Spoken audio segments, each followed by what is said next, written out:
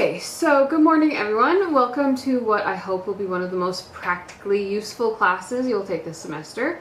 Today we're diving into something that affects every single one of you every single day. How to think critically about the information that bombards us constantly. So let me start with a story that might sound almost unbelievable, but is completely true. Her name was Patricia Burgess, and in 1982 she was just a regular mom dealing with postpartum depression after a difficult childbirth. Like many people facing mental health challenges, she sought help from a therapist, and what happened next is really a cautionary tale that illustrates exactly why we need the skills we're going to discuss today. So Patricia's initial therapy sessions weren't going particularly well. She was making little progress with her psychiatric social worker, and then something interesting happened. A neighboring therapist began treating someone for multiple personality disorder, or MPD. Patricia's therapist wondered, could Patricia have this condition too? So now here's where things get fascinating from a psychological perspective. Patricia knew she was highly hypnotizable. She could easily lose herself in trances, and her therapist began using hypnosis frequently, and together they searched for these signs of alternate personalities. They looked for memory gaps, examined mood swings, really digging for evidence of this condition. And after 3 years, Patricia began taking on the role of Kathy Love, an 11-year-old girl. And listen to how Patricia described herself. When I took on a different personality, it wasn't as if I was trying to deceive anyone, but it was more of a release. In the beginning, it was like a pressure valve. I didn't have to be this mom who had been through this horrible delivery and had problems at work. If I wanted to be a sweet 11-year-old girl, I could. I kind of got hooked on the escape. So you could probably understand the appeal. Life was overwhelming, this gave her a way out, a mental vacation from her responsibilities, from her trauma. But here's where the story takes a really dark turn. So once Patricia was diagnosed with multiple personalities, her condition didn't improve, it deteriorated. She ended up in inpatient psychiatric care under Dr. Braun at this hospital in Chicago. And Dr. Braun had some very specific beliefs. He believed that all multiple personality patients had been sexually abused as children. And even though Patricia repeatedly denied any history of abuse, he insisted she must have been abused even if she couldn't remember it. And through hypnosis, psychiatric drugs, leading questions, and what they called memory work, during which Patricia was physically restrained, they helped her recover memories of very increasingly bizarre experiences. Started with sexual abuse, but escalated to satanic rituals involving murder, cannibalism, and eventually she came to believe she was actually a high priestess in an international satanic cult, coordinating cult activities across like 9 states, all without her husband's knowledge. And even as she described these experiences, she realized they were contradictory and often impossible.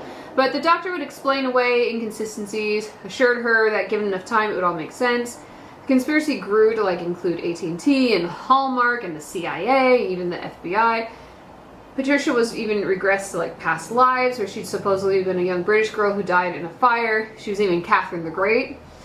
And what finally saved Patricia, ironically, was when her condition deteriorated so much she was transferred to a different unit where she didn't get any special attention, wasn't treated as a high priestess, didn't do any memory work or hypnosis, and her sense of normalcy began to return. She stopped taking psychiatric drugs, and in 1992 she confronted the doctor and said, I told him that was bull. I told him that the problems I had were because of the hospital. I told him that he had done a terrible thing to me and my family. She'd lost an entire decade of her life to misguided therapy. And she was just suffering from depression, a common, a treatable condition, but instead she received a super controversial diagnosis, unproven treatments based on unfounded beliefs. Okay? It's crazy. So now you might think this is an extreme case, and you'd be right, but the underlying problems, the acceptance of claims without proper evidence, the influence of authority figures with strong beliefs, the power of suggestion, these are all issues we face daily. For example, the vaccine autism scare. Consider the 1998 study that claimed there was a link between vaccines and autism. That single fraudulent study that was later retracted led to this massive decline in vaccination rates and the resurgence of diseases like measles. And despite overwhelming evidence since then disproving the connection, a lot of people still believe that vaccines are related. And the human cost has been a lot of preventable deaths and disabilities in children. Another example is get-rich-quick schemes. Think about cryptocurrency scams or multi-level marketing schemes. They often target people during these vulnerable times, job loss, financial stress, And the promises sound appealing, the testimonials are really convincing, the authority figures appear successful, but most participants lose money while those at the top make money. Patricia was a victim of pseudoscience, and that brings us to our main topic today of what is critical thinking. So critical thinking isn't about being cynical or negative. It's not about rejecting everything or being impossible to please. Instead, it involves what I like to call a proper blend of openness and skepticism. Think of it this way. You want to give all claims a fair hearing, but you only accept those that meet high evidential standards. It's like being a good judge. You listen to all the evidence, but you make your decision based on what can actually be proven. Like an example, climate change versus climate denial. A critical thinker should approach climate change by examining the evidence, temperature records, ice core data, satellite measures, peer-reviewed research. Remain open to new evidence, but don't give equal weight to unsupported claims like from non-experts, like the fossil fuel companies or podcasters. The overwhelming scientific consensus says one thing, it should be taken into account, but you should also remain open to new evidence. So this balance is much more challenging than simply accepting everything, being too open-minded, or rejecting everything, which is being too skeptical. Critical thinking requires practice, requires effort, but it's important. So my goal for you this semester is twofold. One, to help you spot and avoid traps of faulty reasoning, and second, to give you some practical skills for separating sense from nonsense in your daily life. So how do we study human reasoning? Before we dive deeper, let me share how psychologists study reasoning, because it's actually quite clever. So we use the same research approach that vision researchers use to understand how we see. So take a look at this example. If I show you a series of concentric circles with carefully constructed like black and white stripes, most people here will see a connected spiral. But if you look closely, those circles don't actually connect to each other. It's an illusion created by the pattern of the stripes. So what do we get from this? Our visual systems are responsive to apparent edges or boundaries, and the stripes, they seem to trace the edge of a form, and our brain registers that form as a spiral. So this illusion teaches us something about how vision works. Okay? And so we can learn the same thing about how the mind works, what we can be tricked by, how we interpret the things that we experience in life, and so on. We use the same strategies to study our mental reasoning. We look for systematic mistakes people make and infer the mental shortcuts that cause these mistakes. One example is the anchoring effect. Okay, so let me demonstrate this with a quick exercise. I want you to solve this problem in just 5 seconds. Alright, so what's your estimate? Don't overthink it, just give me your best guess. Okay, and most people say about 500. So let me ask you another problem. Okay, I'll give you 5 seconds. Okay, so here's what researchers found. When a student saw the first version that starts with a smaller number, their average estimate was 512. When they saw the second number, which is the same thing written backwards, their average estimate was larger at 2,250. Now, both groups are way off because it's 40,320. But notice the pattern, okay? People who started with higher numbers gave higher estimates. Okay? So, here's a real life example. Real estate, okay? The same thing happens when you're house hunting. If a realtor shows you an overpriced home first, like $800,000, and then a moderately priced home, say $400,000, that seems like a bargain. But if they showed you the moderate home first, you might think it's expensive, and then the $800,000 one is crazy. You anchor your perception in the first value. Okay? Another example is negotiating salaries. If you're hoping for like $60,000, but the employer opens with $45,000, your counteroffer is probably going to be lower than if they had opened with $55,000. Okay?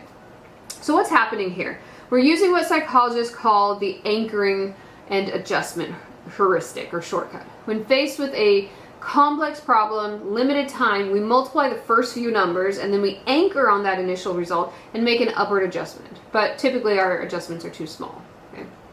So there is a double-edged sword of mental shortcuts. Okay, this is an important point about human reasoning. We rely on mental shortcuts, what psychologists call heuristics, because we have to. We're bombarded with overwhelming amounts of information every single day, and these shortcuts help us focus our limited attention and mental energy on what seems the most important. Okay. Another example is the availability heuristic in like media. People often overestimate the likelihood of dramatic events they see on the news. After 9/11, for instance, Americans drove instead of flying, even though driving is statistically much more dangerous. Airplane crashes get a lot more media coverage, but car accidents rarely make national news. So our brains kind of equate easily remembered with likely to happen. Another one is the representativeness heuristic. So if I tell you about Steve, he's shy, withdrawn, methodical, he likes to organize data. Most people would guess he's a librarian or an accountant rather than a farmer. Okay? But there are far more farmers than librarians, so statistically, shy Steve is more likely to be a farmer. Okay, we ignore base rates and focus on how well someone fits our stereotype. Most of the time, these shortcuts work pretty well, and we make reasonably accurate judgments, but there's a trade-off between efficiency and accuracy. Sometimes these shortcuts simplify our thinking in ways that lead to very predictable mistakes, and understanding these mistakes can alert us to problems in our own reasoning, and others help us recognize when we need to slow down, when we need to think more carefully. All right, and this brings us to pseudoscience. I don't know if I have a slide on this, okay? Pseudoscience is fake science, okay? It doesn't have that respect for evidence that defines real science. Science is a method for discovering reality, sorting truth from fiction. It helps us make tough choices, helps to keep us informed. Pseudoscience, on the other hand, kind of mimics science to get credibility without doing the hard work that earns the credibility. So we're going to go through 10 signs of pseudoscience, okay? 1, outward appearance of science. Pseudoscientists use scientific sounding language, but they can't back it up with substance. So a physicist, for instance, can give you a precise definition of energy, demonstrate the conservation of energy. An alternative health practitioner might talk about human energy fields, but they can't prove that they exist. Quantum healing, some alternative medicine practitioners claim to use quantum effects to heal people. They use terms like quantum entanglement and wave function collapse, but their explanations bear no resemblance to actual quantum physics. Okay, real quantum effects occur at these subatomic scales, and they can't be manipulated by, most likely, at least they can't be manipulated by positive thoughts. Another one is absence of skeptical peer review. Real science subjects every claim to scrutiny. When scientists submit an article for publication, anonymous reviewers try to find every flaw, which is painful, but it weeds out the bad ideas. And pseudoscience doesn't do this.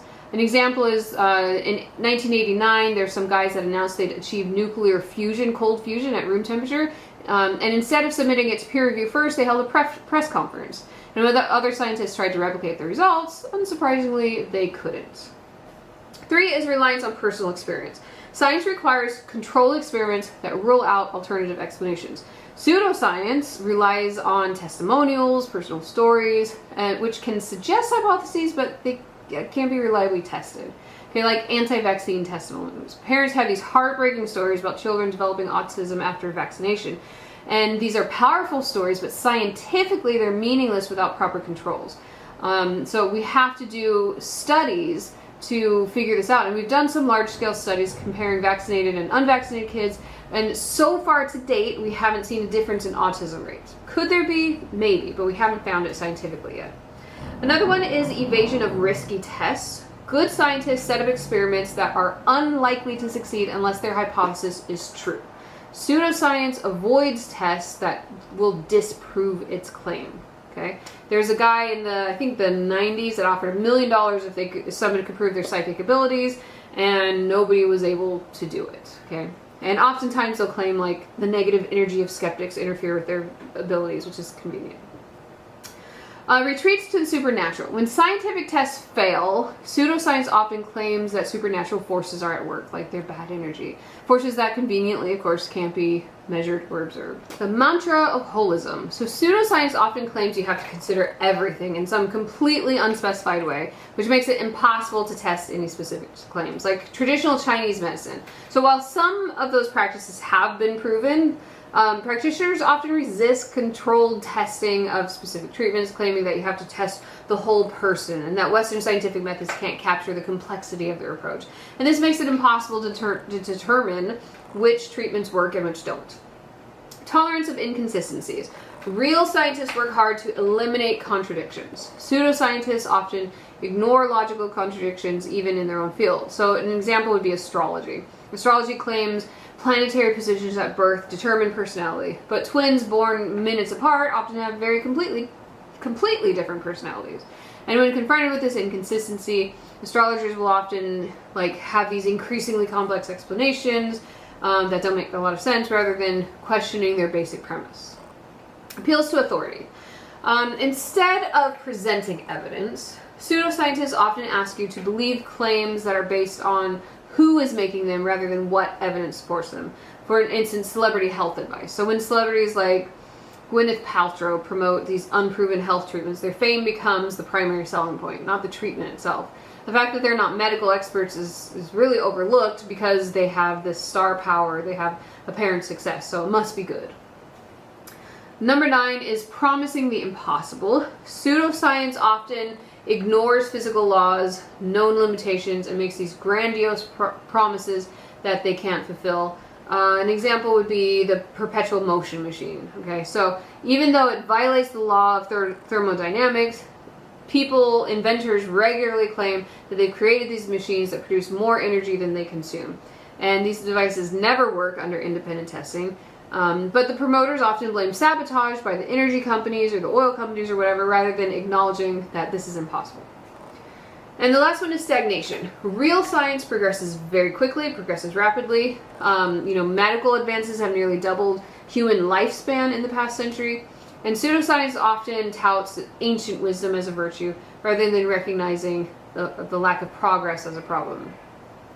Now, sometimes ancient wisdom is good, but you can put those ancient things to the test, and a lot of times modern medicine will embrace things that are old, but it has to be tested, it has to be proved. Okay, so why does this matter to you? So here's why. Every day you're confronted with these claims about health, relationships, success, happiness, the meaning of life. And some of these claims are backed by solid evidence and others aren't. Okay, so for instance, social media. There's trends with Instagram influencers all the time promoting everything from detox teas to these supplements, super expensive supplements. You've got these before and after photos and personal testimonies as evidence. And these products are rarely tested. They're usually expensive. Sometimes they're even dangerous. And critical thinking skills help you recognize that these marketing tactics and you can make informed decisions about, your health, make informed decisions about your money. Sometimes people are honest, sometimes they're not, sometimes they're using manipulative statistics, or, they're misleading you in various ways. And the ability to tell the difference isn't just, academically interesting. It's essential to just everyday practical life. It can save you money, it can protect your health, can keep you from being manipulated in relationships, help you make better decisions about your lives. These skills that we're going to be developing, they're not about making you more negative or skeptical about everything. They're about making you more effective at achieving your own goals based on, accurate information rather than wishful thinking or clever marketing or being manipulated by others. Okay, so over the course of this semester, we are going to explore how our minds work, both their capabilities and our mind's limitations. We're going to look at how language can be used to manipulate us, how authority figures can lead us astray, how our own our own cognitive shortcuts can deceive us. But we're also going to look at practical tools. So you'll learn how to evaluate evidence, to spot logical fallacies, to assess claims about causation, and to hopefully make better decisions under, uncertainty. When you're in an uncertain situation, how can you, check the source of claims, look for conflicts of interest, and in like the funding, distinguish between, correlation, causation, and health studies. And these skills are essential in the information and misinformation rich world that we're in. We're going to talk about statistics, learn why, in the news, statistically significant doesn't always mean that it's important, not just in the news, but in research, period. We'll talk about sample size and how it affects reliability. And, most importantly, my goal isn't to tell you what to believe. It's to give you the tools to make informed choices that align with your own values and goals. Okay?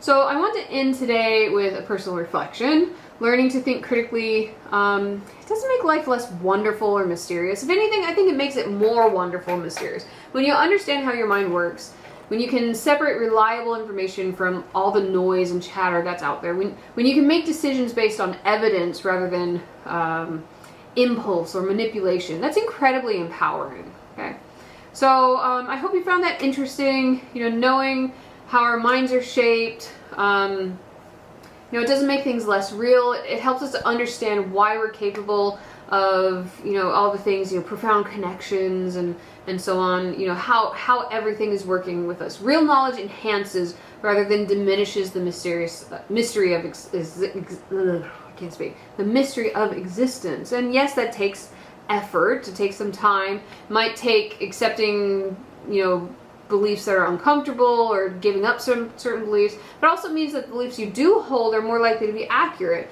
and decisions that you make are more likely to achieve the goals that you actually want in life.